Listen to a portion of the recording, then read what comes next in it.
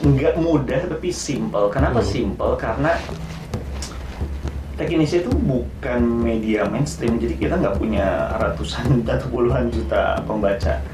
Albiana saja iklan nggak ada dampaknya sama sekali. Saya kalau saya nggak salah ingat mungkin dulu iklan itu nyumbang 20 juta mungkin sebulan. Dan itu biaya support juga mungkin udah lebih segitu ya. Itu udah nombok gitu.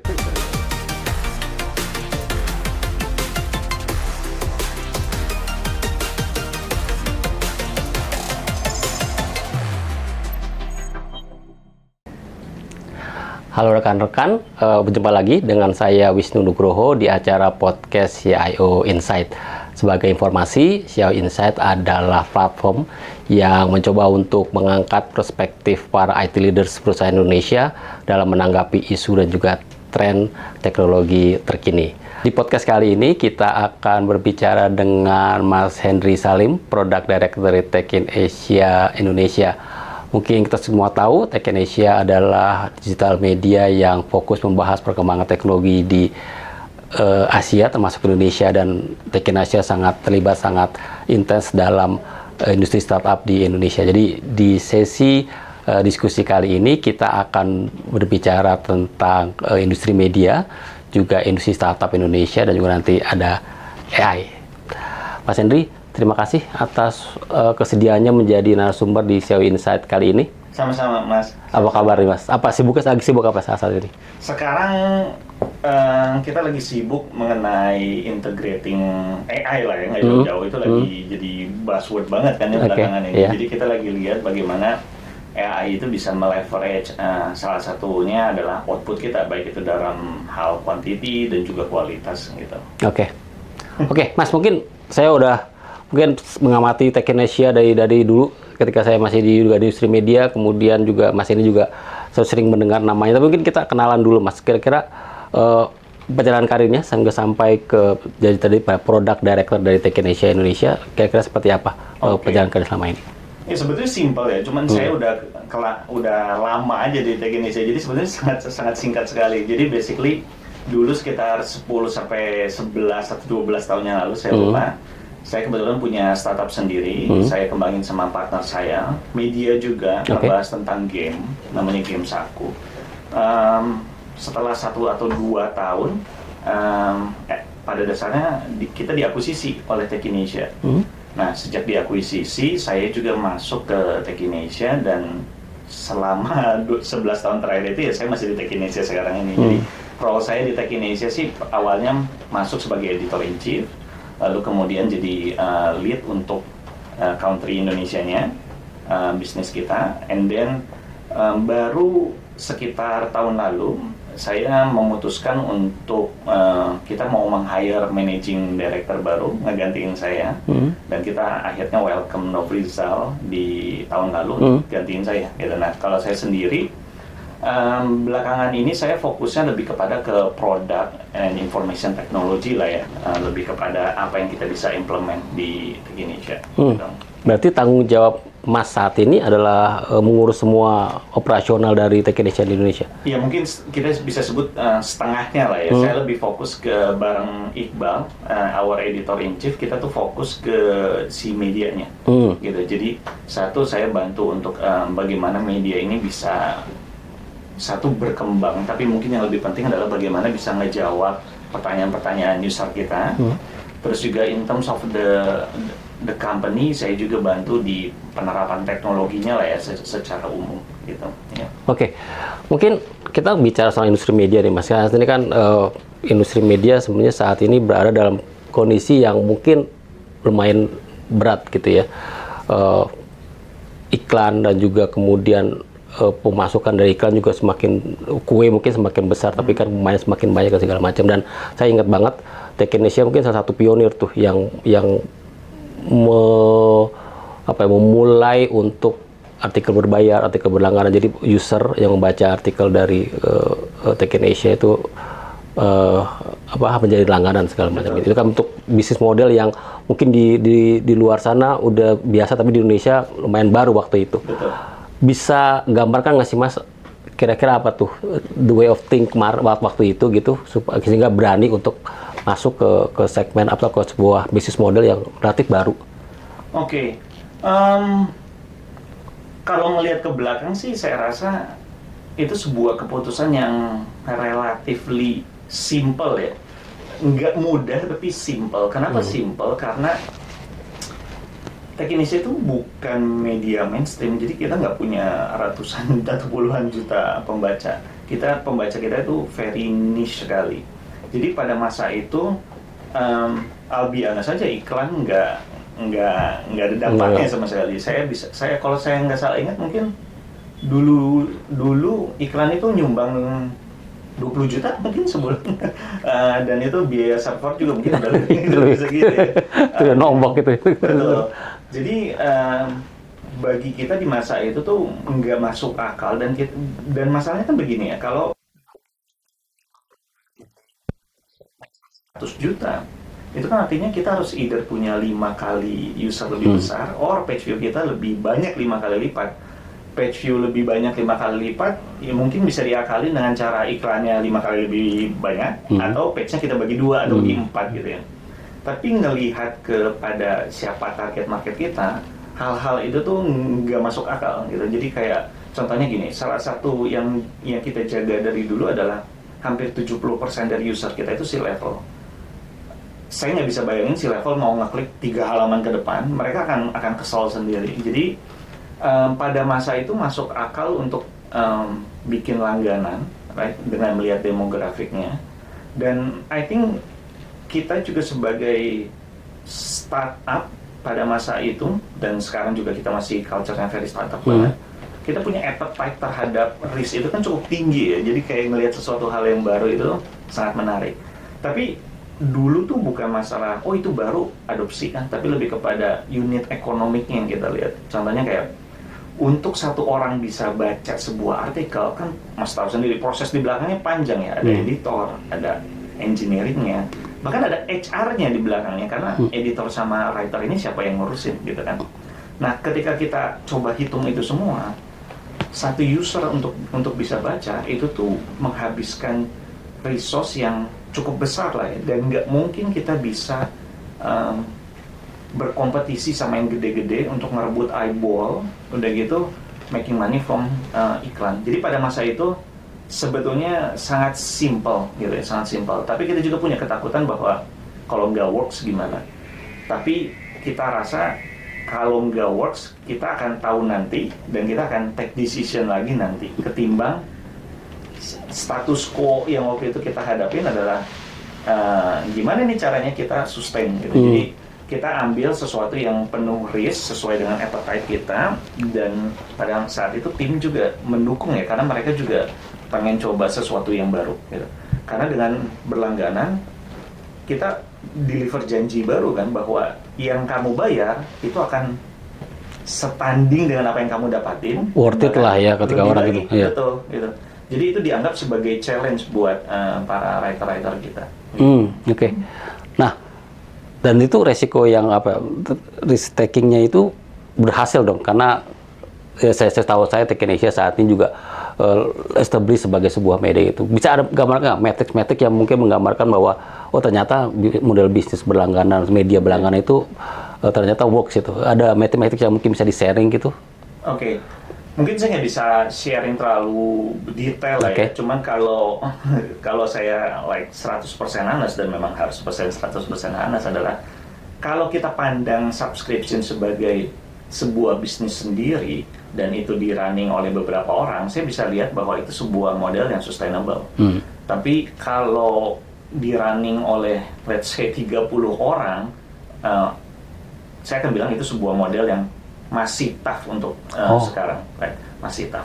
Dan kita juga sedang berusaha untuk merich sustainability itu, bahkan untuk Tech-Indonesia sendiri gitu. Tapi kalau kita lihat sebagai satu entity saja kayak medianya, itu ya tough, right? Tapi Tech-Indonesia juga punya bisnis yang lain, ya kan? Contohnya kayak kita punya conference kita punya event kita, yang mana sebetulnya memanfaatkan apa yang kita semua itu, saya baru bisa bilang bahwa itu sebuah model bisnis yang lebih sustainable.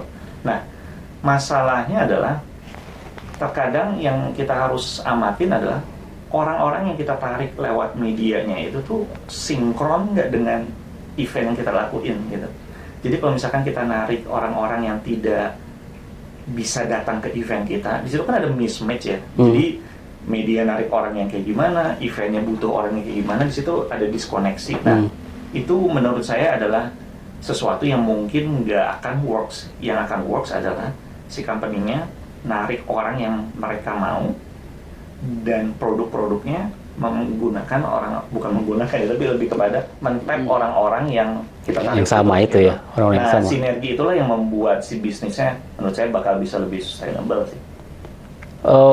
Bagaimana tuh Mas menyeimbangkan antara tadi bahwa orang yang membaca media Tech in Asia itu adalah juga orang yang akan tertarik dengan event, karena kadang-kadang kan event dan media bisa menjadi sesuatu yang dua entitas yang, pengalaman saya sendiri sih, bisa dua entitas yang berbeda gitu.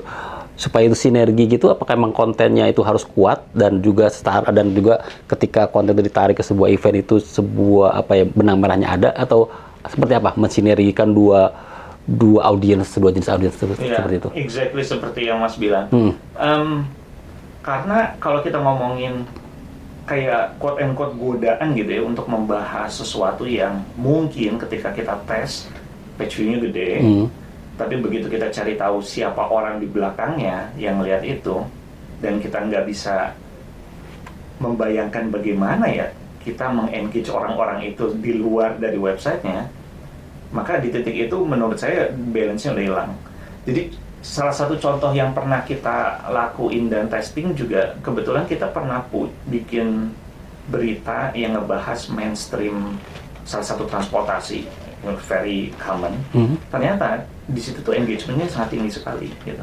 Tapi begitu kita lihat siapa yang komentar, ternyata bukan orang yang kita mau, tapi orang yang mengalami masalah dengan aplikasi itu, which is end user-nya sekali ya kan.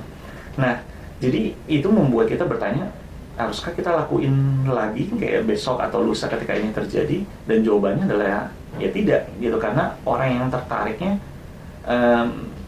kita nggak bisa, saya nggak bilang kita nggak bisa langsung monetize atau apa ya, tapi kita nggak bisa memberikan produk ekstra buat mereka karena nggak align.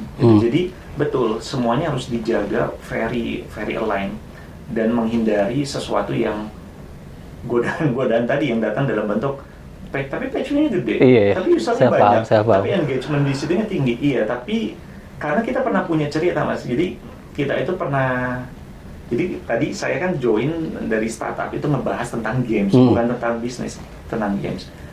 Games itu tuh pada masa kejayaannya itu kita ingat bahwa, saya ingat kayaknya satu page itu bisa, rekor kita ya kecil, bisa belasan juta view untuk satu page. Menurut saya itu gede sekali gitu. Tapi begitu kita tahu bahwa demografinya, ya mereka ada yang belum lulus sekolah ya gitu, karena masih main game ya wajar. Ketika ada klien bertanya kayak demografinya seperti apa, terus saya jabarin 60% bahkan belum lulus sekolah misalkan, 40% adalah C-level. Mereka bingung dengan data itu gitu, dan kita albian saja di zaman itu juga saya juga bingung harus ngapain mengintegrasikannya. Karena walaupun kita set sebagai sebuah company yang terpisah, section yang terpisah, tapi kita banyak menggunakan resource yang sama kan di situ. Nah, ketika kita kebingungan dan tarik-tarikan ini yang membuat organisasi internal yang nggak berjalan dalam satu arah, saya bisa melihat bahwa kalau kita terusin, kita bakal kebingungan sendiri nih. Jadi waktu itu kita putusin untuk kita cut si gamesnya di masa kejayaannya. Karena again balik lagi, iklan tidak support, klien yang datang ke kita waktu itu ya, kita sedang berbicara 10 tahun yang lalu lah ya, kayak belum ada tuh iklan-iklan game di jalan, sekarang mungkin udah ada. So I think timingnya nggak tepat, kita cut. Dan saya bisa bilang bahwa setelah kita cut, si trajektorinya tuh improve, karena semua orang jadi tahu siapa yang saya mau tarik ke dalam platform saya, dan bagaimana kita bisa meng-engage mereka lebih jauh lagi dan provide a meaningful conversation, event, dan segala macam. So clarity is very important, dan itu kadang-kadang Kalau saya boleh bilang, kadang-kadang itu harus dengan susah kita lakuin, bahkan kayak motong anggota tubuh sendiri gitu ya untuk ngangkat itu. Pasti keputusan yang sulit waktu itu ya, tapi memang ya itu mungkin bahwa ada business outcome yang kita kejar, kemudian kita harus tahu gitu apa yang seharusnya kita lakukan dan gitu. Jadi prioritasnya adalah ke business outcome yang kita ingin capai gitu kali ya. Oh ya, saya tidak bisa lebih setuju lagi dari itu. Dan ini kenapa saya rasa penting bahwa setiap orang tuh harus ngerti kita tuh ngapain gitu. Jadi bahkan di organisasi yang menurut saya kita nggak besar-besar amat, itu mungkin aja ada orang yang bahkan nggak tahu kita tuh ngapain di dalam kita sendiri. Jadi saya cuma bisa membayangkan company yang udah mature besar sekali itu challenge-nya besar sekali untuk mengalahin semua. Salah satu kekuatan kita adalah ya kita nggak sebesar itu. Kita bisa do town hall sebulan sekali, setiap orang bisa tanya untuk bantu alignin itu. Leadernya juga masih one on one satu persatu gitu ya.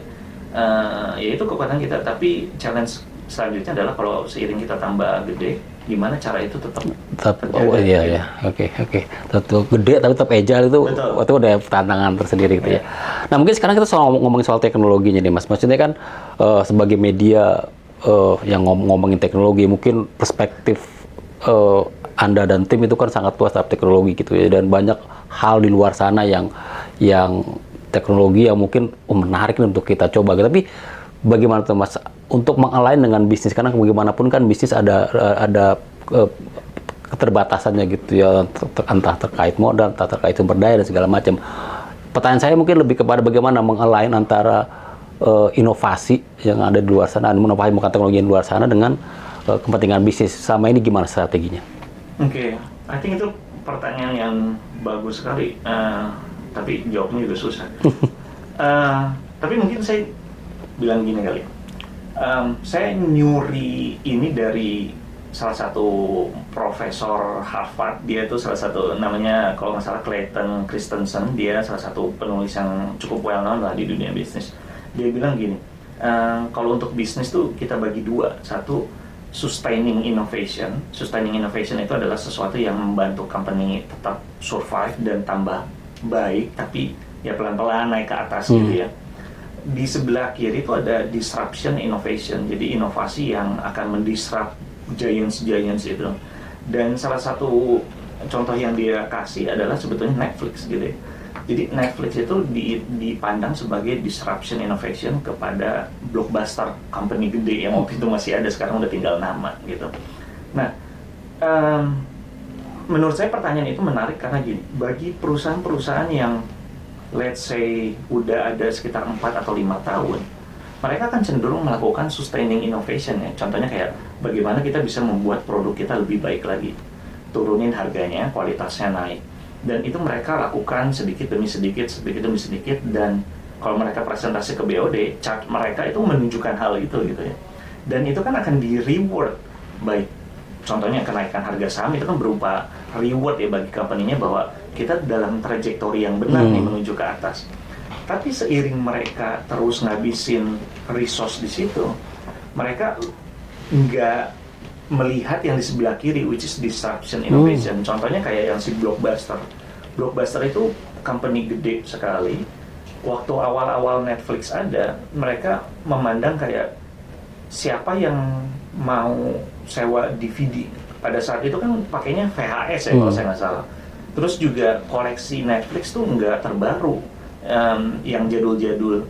Terus kalau mau lihat katalognya harus online, sedangkan pada saat itu ya internet baru, it's a new thing. Jadi Blockbuster tidak memandang Netflix sebagai kompetitor gitu.